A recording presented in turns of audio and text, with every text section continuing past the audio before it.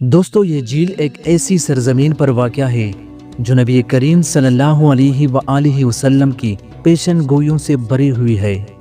یہ وہ سرزمین ہے جس کے نیچے صدیوں پرانے راز دفن ہے، ایسے راز جو قیامت کے قریب آنے کا اشارہ دے رہے ہیں۔ بحر تیبریہ جھیل کی اہمیت کا اندازہ اس بات سے بخوبی لگایا جا سکتا ہے کہ اس جھیل سے بہت سارے انبیاء کرام نے پانی پیا اور اس جھیل کے کنارے تاریخ کے بہت بڑے بڑے قافلے گزرے، لیکن آج یہ پراسرار جھیل دم توڑ رہی ہے اور اپنی آخری سانسیں لے رہی ہے۔ یہ جھیل صرف پانی کا ایک ذخیرہ نہیں بلکہ آپ علیہ الصلوۃ والسلام کے فرامین کے مطابق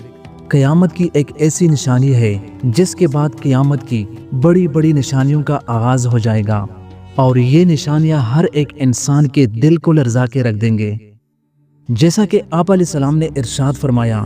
کہ جب قرب قیامت میں یاجوج ماجوج کا گروہ نکلے گا تو یاجوج ماجوج کا پہلا گروہ جب اس جھیل کے کنارے پر پہنچے گا تو اس کا سارا پانی پی جائے گا، اور جب اس گروہ کے آخری لوگ اس جھیل پر پہنچیں گے تو وہ یہ کہیں گے کہ یہاں بھی کبھی پانی ہوا کرتا تھا۔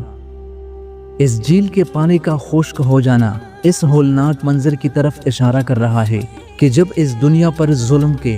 بڑے بڑے پہاڑ ٹوٹ پڑیں گے اور اس دنیا کی تباہی کا آغاز شروع ہو جائے گا۔